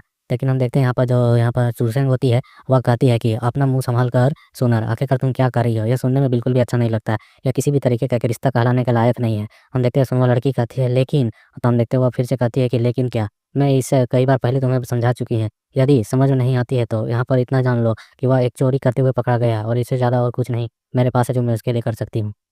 तभी हम देखते हैं वो लड़की कहती है लेकिन मयूंग, और हम देखते हैं वो बिल्कुल भी इसकी बातें नहीं सुन रही होती है। फिर हम देखते हैं वो यहाँ पर उसको बुलाती हुई तो रही होती है जो लेडी वॉरियर होती है उसको, और बुलाते हुए कहती है कि तुम यहाँ पर आओ। तो हम देखते हैं सुनकर उसके ओर देखती है और वो कहती है यहाँ पर कि वह तुम ही हो ना जिसने उसे पकड़ा है। तो आपको क्या लगता है उसने चोरी का सामान कहाँ पर छुपाया होगा? यह सुनकर वो लेडी गार्ड कहती है कि मुझे नहीं पता है। जब मैंने उसे मतलब खोजा था तो उसके पास कुछ भी नहीं था उसके हाथों में। और वह खामोश होती है, फिर वह उस सीन को याद करती है जब चोटी से गिर रही होती है। तो उस समय योंग ने उसे बचाने के लिए अपने ऊपर पूरी तरह से कवर कर लिया होता है और उसके सर को भी ढक लिया होता है ताकि गिरे तो उसे चोट ना आए। और हम देखते हैं वह कहती है ओह खैर आखिरकार मैं क्या ही करूँ? और फिर वह उसे कहती है कि मुझे नहीं लगता है कि उन्होंने जो कहा वह झूठ था। मुझे सचमुच में लगता है कि वह चोरी के बारे में कुछ भी नहीं जानता है। यह सुन वो लड़की मतलब चूसेंग जो होती है वह सोचने लगती है और इसका 2 नाम है यार, चूसेंग और मयोंग वॉल। तो मुझे समझ में नहीं आ रहा मैं कौन से नाम को यहाँ पर लेकर कंटिन्यू करूँ, तुम लोग कमेंट करके भी बता सकते हो, ताकि उसी नाम से कंटिन्यू किया जाएगा। फिलहाल तो मैं इसे चूसेंग ही कहता हूँ। और हम देखते हैं यहाँ पर चूसेंग कहती है उस लेडी गार्ड से कि अगर ऐसा है तो फिर ठीक है। और वह उससे कहती है कि सुनो मेरी बात, सुनर कल तुम मेरे साथ रेशम खरीदने जा रही हो, कल मेरे साथ आओ तुम, है ना? तुम वहाँ पर उस ओर मत जाओ, हम अगली गाँव में जाने वाले हैं। तो ये सुनकर वे दोनों हैरान होते हैं, इसकी ओर देखते हैं और वह कह रही होती है कि क्या आप अपने बचे हुए कुछ सहायकों के साथ मेरे साथ एस्कॉर्ट तक आ सकती हैं? तो ये सुनकर यहाँ पर वो जो लेडी होती है वो सुनर वो कहने लगती है कि क्या तुम यहाँ पर सचमुच में मेरे पसंदीदा रेशम के कपड़े खरीदने के लिए जाना चाहती हो, वो भी दूसरे गाँव में? वहाँ तो काफ़ी कुछ अच्छा मिलेगा। और वो लेडी गार्ड जवाब देते हुए कहती है कि क्या आप चाहते हैं कि मैं आपके पीछे आपका गार्ड बनकर आऊँ? लेकिन मैं यहाँ पर चोर को पकड़ने के लिए हूँ, ना कि आपको गार्ड करने के लिए। तो हम देखते हैं सुनकर वह लड़की कह रही है, "अच्छा, अच्छा उसने हमारा सामान चुरा लिया है, इसलिए क्या तुम्हें हम पर निगरानी नहीं देनी चाहिए? हमारे साथ चलो, हम फिर से सामान खरीदेंगे, वह भी चोरी हो गया तो।" ये सुनकर वह गार्ड कहती है, "मैंने मना कर दिया ना, हमें आपको यहाँ पर आदेश के साथ मतलब पालन करने के लिए कहा गया था कि यहाँ पर देखभाल करने के लिए, उससे ज़्यादा कुछ नहीं। और मैं यहाँ पर एक वॉरियर हूँ, ना कि आपका कोई सुरक्षा गार्ड, तो इसलिए मैं आपके साथ नहीं जा सकती हूँ और इससे ज़्यादा मेरे लिए और कुछ नहीं है। बस मैं यहाँ पर अपने कुछ वॉरियरों को कल उस चोर को पकड़ने के लिए भेज दूँगी।" तो हम देखते हैं ये सुनकर यहाँ पर चूसेंग कहती है कि, "ओहो! तुम बहुत बड़ी बेवकूफ़ हो। क्या तुम भूल गई हो कि यहाँ पर हमें किस लिए लाया गया है? और यहाँ पर पूरी मतलब इस डेकोरेशन और जो भी पार्टी-वार्टी होने वाला है, उनका देखभाल तुम्हारे गार्ड वगैरह ही कुछ करने वाले हैं। तो तुम्हें यहाँ पर हमारा पूरा सपोर्ट करना चाहिए और जहाँ तक हो सके तुम्हें कल हमारे साथ चलना ही होगा। इसलिए क्योंकि आप यहाँ पर अभी भी हमसे जुड़े हुए हैं इन चोरियों के होने के बाद। तुम हमारे साथ फँस चुकी हो क्योंकि तुम्हें हमें यहाँ पर मदद तो करना ही पड़ेगा किसी भी कीमत पर। यह सुनकर वो खामोश होती है और फिर आवाज़ आती है कि अगर आप समझ गए हैं तो कल सुबह तैयार होकर हमारी गाड़ी के लिए पीछे-पीछे आ जाना। हम अगले गाँव में जल्द ही जाने वाले हैं, इसलिए हम पहले सोने जा रहे हैं ताकि जल्दी उठकर कल जा सकें। उसके बाद फिर हम योंग को देखते हैं जहाँ पर उसे बाँध कर रखा गया होता है और वहाँ पर वो लेडी गार्ड आती है और वह आकर उसे वो देख रही होती है और उसे देखते हुए कह रही होती है कि जैसा कि आप कहते हैं कि आप अपराधी नहीं हैं, आप असली चोर नहीं हैं, तो फिर यहाँ पर भोर में हम उस असली चोर को खोजने के लिए निकलेंगे और उसके लिए तुम्हें हमारे साथ चलना होगा। तो यह सुनकर यहाँ पर वो कहता है कि क्या कैप्टन आप उसे यहाँ पर अपने साथ लेकर घूमने का ऑफ़र दे रही हैं, मतलब कि उसे अपने साथ घुमाएँगे? ये तो बिल्कुल भी सही नहीं है। और हम देखते हैं वहाँ पर वह कहता है कि पीछे मुड़कर अपनी पीठ दिखाओ, इसके कपड़े उतारो, इसका ऊपर वाला कपड़ा उतार दो। हम देखते हैं सुनकर वो जो गार्ड होते हैं वो कह रहे थे ठीक है, इसके कपड़े तो पहले ही छितरे उड़े हुए हैं। और जैसे उसके कपड़े को हटाया जाता है तो हमें उसके पीठ पर कई सारे निशानों को दिखाया जा रहा होता है और जो ये निशान होते हैं कई बार कई सारे जख्मों को चोट से मतलब चाकू वगैरह से लगने की वजह से होता है। और इस तरीके के घाव को देखकर वो गार्ड भी समझ गए होते हैं और वो कह रहे होते हैं आखिरकार ये आदमी कोई तो आदमी नहीं लग रहा है, इसे लगता है कई बार चीरा फाड़ा गया हो या इतना खतरनाक यातना आखिरकार क्यों बर्दाश्त किया होगा। मुझे विश्वास नहीं हो रहा है कि इतना सारा चोट लगने के बाद कोई व्यक्ति ज़िंदा भी है। और हम देखते हैं इन घावों को देखकर ये लेडी वॉरियर भी हैरान हो चुकी होती है और वो कहती है, "ये किसी भी तरीके के कोई चोर का तो शरीर नहीं लग रहा है। इसे यहाँ पर काफ़ी ज़्यादा यातना नहीं बल्कि इसमें अधिकांश जो घाव हैं, वह चाकुओं और तलवारों के वार की वजह से हुई है, मतलब लड़ते हुए।" और वह अपने मन में ही कह रही होती है कि एक व्यक्ति जो कुरुक्षेत्र में मतलब कि जहाँ पर लड़ाई होती है, वहाँ से भागने की कोशिश करते हुए रहता है। आखिर उस जैसा व्यक्ति अपने आप को इस तरीके से कैसे तैयार कर सकता है? मतलब ऐसी बॉडी कैसे बना सकता है? और फिर हमें दिखाया जाता है उसके गर्दन पर कट लगाया जहाँ पर तलवार लगा होता है, वहाँ पर उसे सी दिया जा रहा होता है। उसके बाद हम अगली सुबह का सीन देखते हैं जहाँ मार्केट एरिया होती है, भीड़-भाड़ लगी हुई होती है और वहाँ पर कह रहा होता है कि यदि आप चोर हैं, तो आपको चोरी का सामान कैसे सँभालना चाहिए? आप कैसे उसे मतलब कि वो रख सकते हैं? वह लोग किसी दुकान पर आए हुए होते हैं और दिखाते हुए कह रहे होते हैं कि यह वह चोर है जो यहाँ पर तुम्हें चोरी का सामान बेचने आएगा। अगर तुम्हारे पास से वह निकला तो तुम बहुत बुरे फँसोगे ओल्ड मैन। और हम देखते हैं वो मैन जो होता है मना कर रहा होता है कि नहीं, ये मेरे पास नहीं आया है।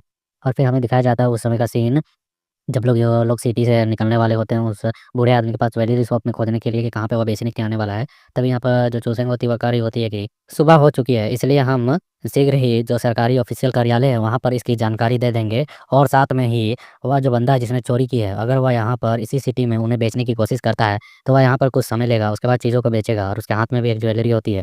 और वह कह रही होती है सौभाग्य से चोर ने मेरे कमरे तक आया नहीं और मेरा सामान चुराया नहीं। नहीं तो अपना जितना भी सामान था वह सब कुछ इसी सिटी के मतलब इस मोशन सिटी के कारीगरों के द्वारा ही बनाए हुए चीज़ों को खरीदा है, इसलिए उनके बारे में खोजना आसान होगा।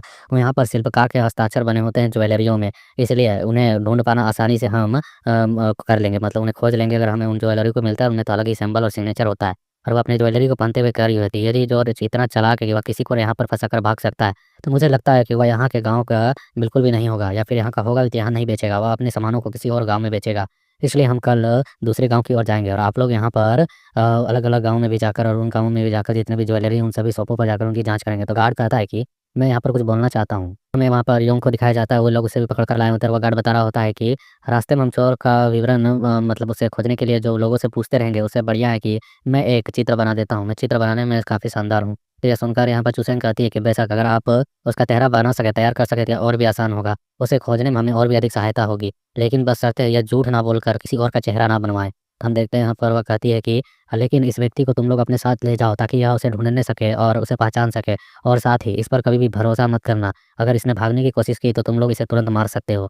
और फिर हमें दिखाया जाता है उस तस्वीर को जिसने यहाँ पर उस गार्डन ने बनाया होता है योंग के कहे अनुसार और वह कहता है कि क्या हम इसके साथ उसे खोज पाएँगे? वह सचमुच में ऐसा ही दिखता है? यह सुन गार्डों का जो थोड़ा-सा बॉस लेवल पर मौजूद है, वॉइस उसे लीडर कह सकते हैं इन लोगों का, वह कह रहा होता है कि क्या तुम लोग यहाँ पर मेरे इस मतलब ड्राइंग की स्किल पर शक कर रहे हो? और यहाँ योंग बोल रहा था मुझे यकीन है यह वही है, बिल्कुल उसी की तरह दिखता है।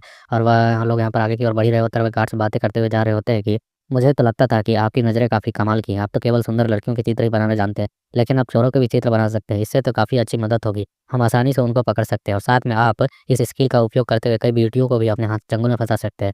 यह सुनकर गार्ड कह रहा होता है बिल्कुल नहीं, मैं यहाँ पर स्त्रीवादी से दूर रहता हूँ, मैं उन बच्चों से दूर रहता हूँ। और तभी हमें दिखाया जाता है कि सामने की ओर देखते हुए कह रहा होता है कि वो अच्छे कपड़े पहनकर यहाँ पर घूम रही है, तो हमें उनकी भी ध्यान रखना है, इसलिए कुछ लोगों को उनके पीछे भी रखो। और यह पीछे सुनकर गार्ड कहता है ठीक है। मुझे मत बताओ कि मुझे उनके साथ रहना चाहिए। मैं थोड़ा-सा आराम भी करना चाहता हूँ और हमें दिखाया जाता है यहाँ पर चूसें घूम रही होती है एक बगल वाले गाँव में और यहाँ पर ये गार्ड भी आए हुए होते हैं यहाँ के सोनार सबसे मिलने के लिए ताकि वे जान सके कि यहाँ पर वो ज्वेलरी बेची जा रही है कि नहीं। और वहाँ पर चूसें को घूमते हुए देख गाँव के लोग बात कर रहे होते हैं कि ये कौन है? आखिरकार ये सुंदर परी कौन है? ये इतनी खूबसूरत कैसे लग सकती है? ऐसा लगता है जैसे उन महिलाओं को यहाँ पर देखने के साथ मैं अंधा हो गया, उनके अंदर से इतनी चमक निकल रही है। मैं नहीं बता सकता कि वह किसी प्रतिष्ठित फैमिली की लग रही हैं, उनके बारे में मैं नहीं जानता हूँ लेकिन काफ़ी अच्छी फैमिली की होंगी। और हम देखते हैं इधर सुंदर कर रही होती है कि उधर देखो यहाँ पर जो कपड़े हैं वो काफ़ी ज़्यादा अच्छे शिल्पकार के द्वारा बनाए गए हुए हैं। तुम्हें देखकर नहीं लगता है? और वो हम देखते हैं कि दुकान पर जाती है और कुछ और चीज़ों को देखते हुए कह रही होती है कि इसे देखो ये काफ़ी ज़्यादा बड़ा मोती है, लेकिन इतना बड़ा मोती हम इसे लेकर कैसे जाएँगे? ये काफ़ी भारी भी होगा। ये सोनिया चूसन कहती है अगर तुम इसे खरीदना चाहती हो तो खरीद सकती हो। हम दुकानदार से कहकर इसे अपने मतलब घर तक भिजवा देंगे, इसे पहुँचवा सकते हैं। तुम्हें जो लेना है तुम वो ले लो। तो ये सुनर कहती है कि क्या सचमुच में?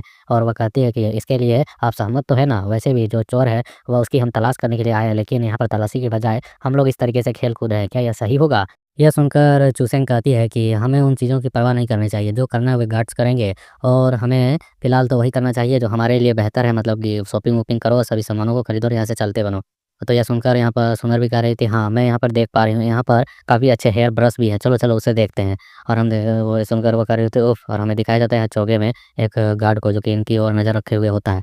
और फिर हमारा सीन दिखाया जाता है कि शाम होने को चली होती है और ये लोग एक गली से गुज़र रहे होते हैं। तो यहाँ पर एक इस गली में एक बंदा इन पर घात लगाए भी होता है और यहाँ पर सुनर कह रही होती है कि अंधेरा हो गया है, क्या हमें चीज़ें खरीदने में बहुत ज़्यादा व्यस्त हो गए, इतने समय बीत गया और अब यहाँ से वहाँ पहुँचने में भी रात हो जाएगा। हमें क्या करना चाहिए? हमें उन गार्ड्स को पहले खोज लेना चाहिए, उनसे मिलना चाहिए। तभी हम देखते हैं वो बुड्ढा निकलता है चाकू लेकर और यहाँ सुनर के सामने आते हुए कह रहा था कि रुको लेडीज़ और वह इन्हें धमकाते हुए कह रहा होता है कि जल्दी करो और तुम दोनों अपने शरीर में जितने सोने पहने हुए हैं उन सभी को उतार दो और मुझे दे दो। और हम देखते हैं पीछे से 2 और बंदे निकलते हैं और यहाँ सुनर कहते हैं अरे नहीं, मुझे मत बताना कि हमें घेर लिया गया है। और हम देखते हैं इन्हें घेरते हुए देख यहाँ पर जो चूसेंग होती है वह इन्हें देखकर तो नहीं घबराती और वह अपने पीछे सुनर को कर लेती है। वहाँ एक डाकू खड़े होते हैं कि लुटेरे, तुम लोगों को घूमते हुए देखकर लगता है कि तुम लोग काफ़ी अच्छे फैमिली से हो और उनके लिए काफ़ी कीमती भी हो। मैं आपको यहाँ तक आने के लिए धन्यवाद नहीं दे सकता हूँ जो तुम लोग इस गली से इस रास्ते पर आए हो।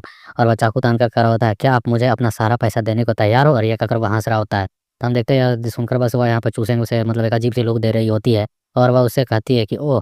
राहत की बात है कि आखिरकार तुम यहाँ पर आई तो गई थोड़ी तेज़ी से आई। और हम देखते हैं तभी ये बुड्ढा सुनकर कहता है कि क्या? तुम आखिरकार किससे बात कर रही हो? और उसके पीछे हमें दिखाया जाता है उसी लेडी गार्ड को।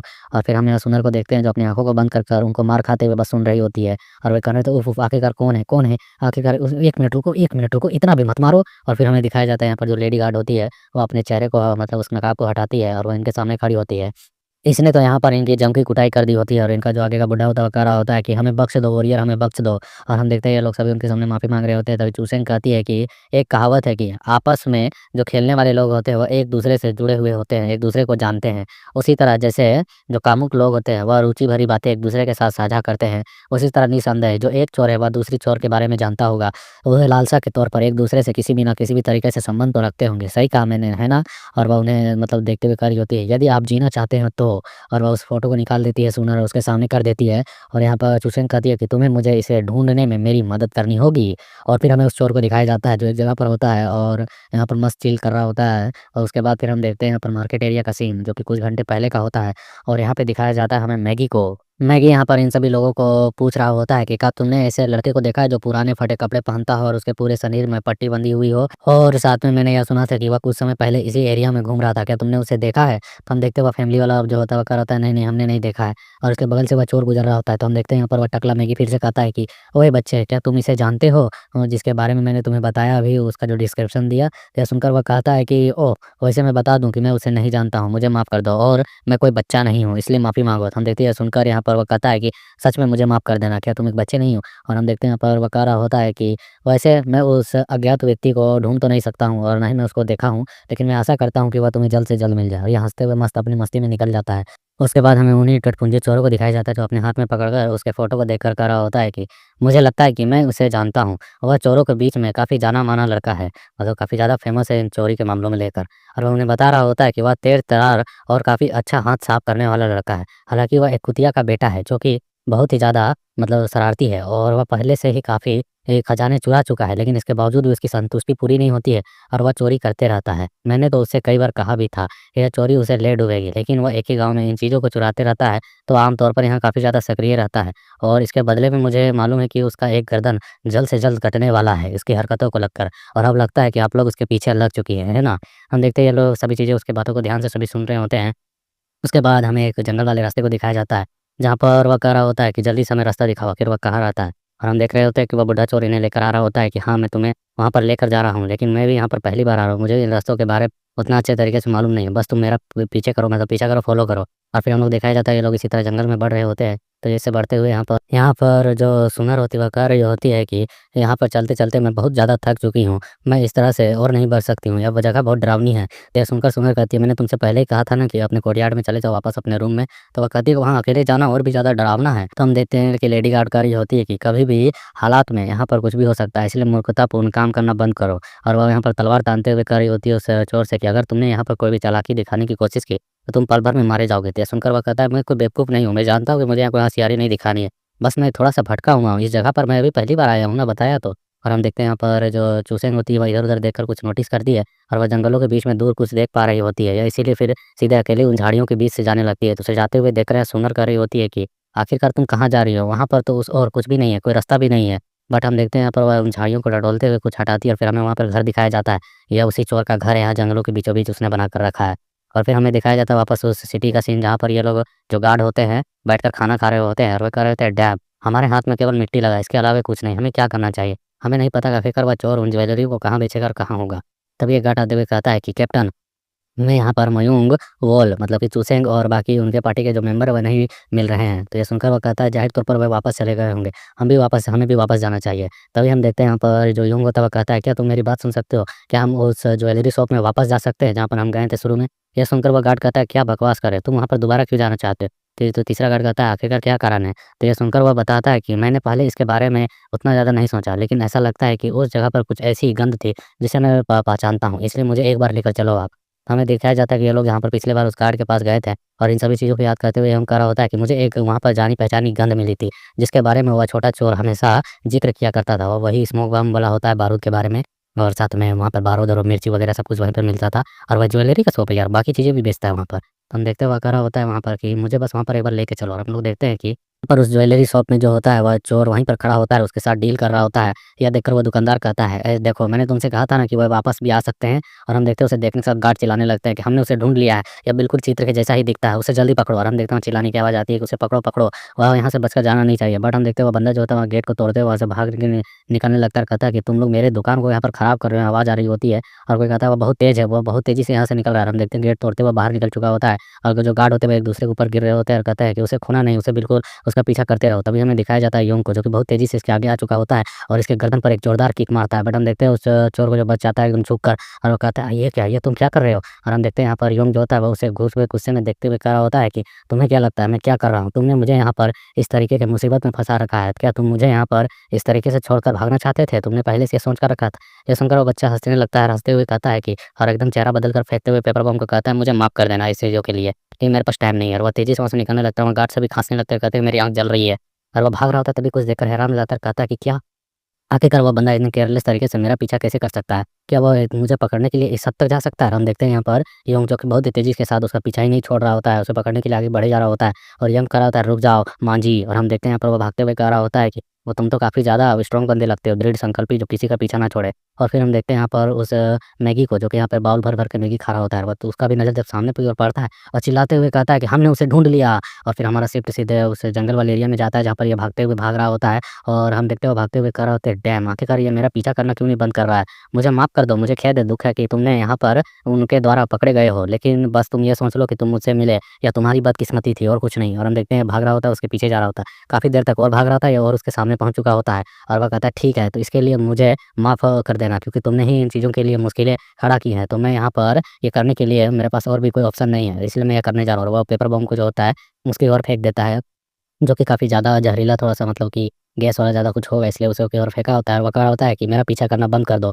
बट हम देखते हैं वह जो बम होती है वह इसकी ओर आ पाती है, उससे पहले ही वह योंग तेज़ी के साथ उसे कैच करता है और उसे कैच करने के साथ एकदम ज़ोर से घुमाते हुए इसी की ओर थ्रो कर देता है और यह जाकर सीधे इस बच्चे से टकराती है और हम देखते हैं वहाँ पर एक ज़ोरदार धमाका होता है और धमाके के साथ चारों ओर मिर्ची की गंध फैल चुकी होती है और योंग उसे दबोच चुका होता है और वह खाँस रहा होता है। और हम देखते हैं कि उस बच्चे ने अपनी नाक बंद रखी होती है, योंग उसे दबा रखा होता है और पीछे से गार्ड आते हुए कह रहे होते हैं कि अरे मेरा वेट करो, हम यहाँ पर पहुँचने ही वाले हैं। और वो कह रहा होता है कि भगवान का शुक्र है कि हम यहाँ पर आ गए, मैंने तो सोचा था कि हमने इसे यहाँ पर गवाही दिया है अपने हाथों से। तभी योंग इनकी ओर पलटकर देखता है और तभी देख पाता है कि यहाँ पर एक जोरदार हमला इन गार्ड्स के ऊपर में होता है। ये तीनों गार्ड एक ही अटैक के साथ लिपटा दिए गए होते हैं और हम देखते हैं हमला करने वाला मैगी होता है और मैगी यहाँ पर इनके सामने आकर अपने वेपन को तानते हुए कह रहा होता है, आखिरकार मैंने तुम्हें ढूंढ ही लिया, तुम बहुत यहाँ पर सख्त आदमी हो, लेकिन तुम मुझसे यहाँ पर किसी भी तरीके से भाग नहीं सकते हो लिटिल बास्टर्ड। और यहाँ पर वो अपनी एनर्जी को रिलीज करते हुए कह रहा होता है कि अब मेरे साथ आओ, क्योंकि हमारे जो सेकंड मतलब कि कैप्टन हेड है, जो लीडर है सेकंड लेवल पर, वह तुम्हारा इंतजार कर रहे हैं। मतलब कि वो लाल बाल वाला ताहो आपको ढूंढ रहा है। और इसके इसी सीन के साथ यहाँ पर